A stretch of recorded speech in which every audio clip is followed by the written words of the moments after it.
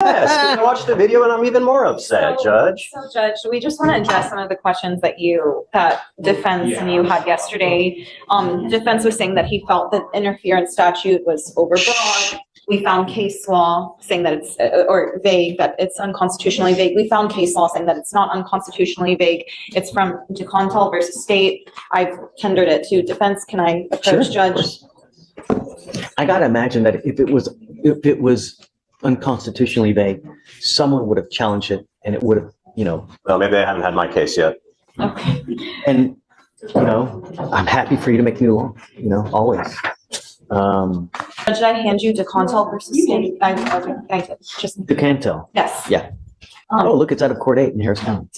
So why are you saying that there's no PC in this case? Is there a PC for something else? Yes. Is there for the interference with public duties? No. I mean, because it's on video, it didn't happen, Judge. So they get calls for an assault, a disturbance, whatever. You're telling me the fact that they're saying he goes plank in the car while He doesn't. being arrested He doesn't does happen? not go plank. It's on video, Judge. Would they say he uses his, I guess he uses He's in his, handcuffs. The officer has to place his hand on the chest of the defendant to get the defendant to sit back in the car. He also has to grab his legs and push them back into the car. We also watched the video. We watched the video and we have a timestamp, Judge. could it be that okay, so I know that a lot of times when they're putting a defendant into the car, This is where the entire case starts to wobble. The prosecution is insisting the defendant was resisting transport, but the video shows something much messier: repeated searches, a confused detainee, and officers physically repositioning him. The question becomes whether that movement was resistance or just the chaos of a poorly handled stop. When facts come from a camera, legal theories suddenly get very fragile. they need help, right? They're unable to do it by themselves, or is he actively resisting getting into the car? He tried exiting the vehicle, Judge. And No, that's why they had to push him back into it.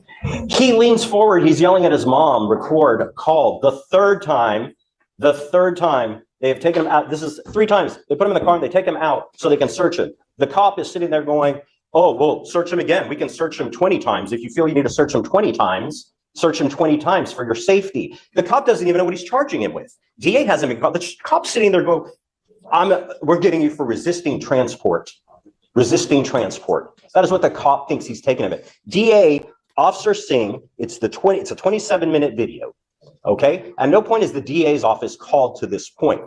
Okay? That happens after. Fine. For an assault, they can argue. I can argue case law. Ford v. State, specific articulable facts of crime may have occurred. Fine. They are there on an assault. Okay? They didn't take an assault. So then they detain him, right? They find that he has the warrant. So, okay, you're taking him in on the warrant. Fine. Judge, it's common for officers to conduct an investigation before they call intake. That's not an abnormal thing. Yeah, I mean, that's neither here nor there, but the question is he impeding the arrest or the function of arrest? Because I guess that you guys are basing the interference on the fact that he's not allowing him that, what's his name again? Xenon, Your Honor. Mr. Xenon is not allowing the officer to arrest him by putting him in the car. Respectfully, Judge, the officer doesn't even have to be arresting him. They just have to be looking into any legitimate matter. And then he's interfering with that. And I will say, if he'd already been in the car 3 times, like defense pointed out, I would think he wouldn't need help getting in. So to us, it appears as though he's trying to push out. The officer has to put his hand on his chest to push him back into the car and then take his legs and place them into the car. He was cooperative the whole time. He's on his mom. If anyone's aggressive, it's the cop from the beginning. Judge, And I asked at the court's discretion, watch the video. You only need to watch like 2 minutes, the 13 to 15 minute mark, Your Honor. I mean, that's all you really need to watch on this. Judge, Actually, no. We can watch the video, Judge. Cue it up. Let's watch it. I'm just turning the volume up, Judge, as well. He talking about don't let him pull up. They talking about I got a warrant out for Fort Bend County for Assault. Look, he pushing me. Mama, record it. Mama, look. Mama, look. Record him. Now you're under arrest. I'm under arrest. You charged, both of them. Resist. After watching the footage, even the courtroom energy shifts. You can hear how confidence drains from the charge once everyone sees what actually happened.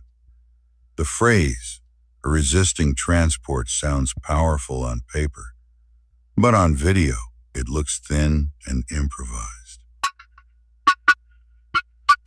This is a perfect example of why body cams matter. They don't argue, they just show.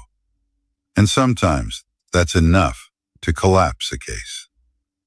The transport. Resist that. I wouldn't resist it. You just resist the transport. Yep. What the hell is that? Now you got a new charge. Yep.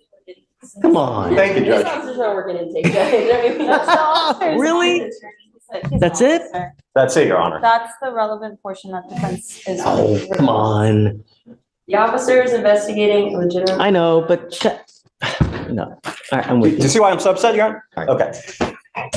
Thank you. You can refile this as resisting. Yeah, look, yeah, I mean, you're not gonna hurt our feelings. You need to do what you need to do. Perhaps it was the wrong one, but yeah. Was it resisting?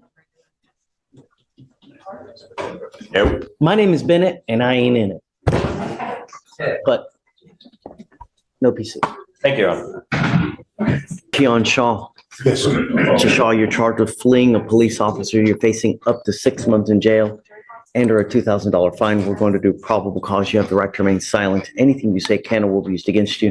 You have the right to have an attorney present. If you cannot afford one, one will be appointed to you, sir.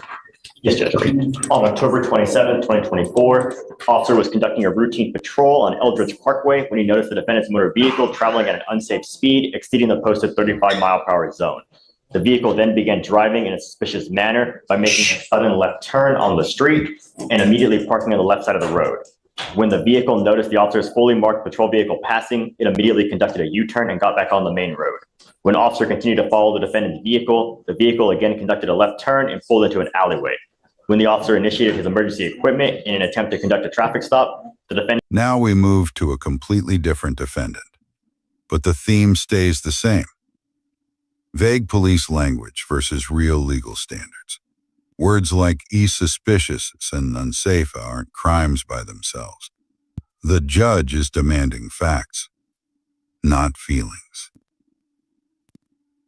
Not feelings.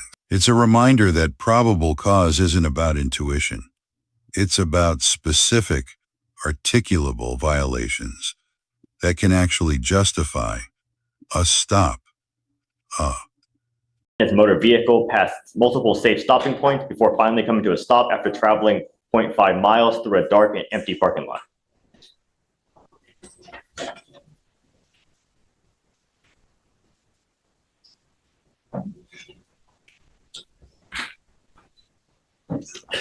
What was he doing wrong? According to the officer, he was originally traveling at an unsafe speed exceeding the speed limit, 35 miles. He was exceeding that speed limit. By how much? Let me see the DMs if he specified.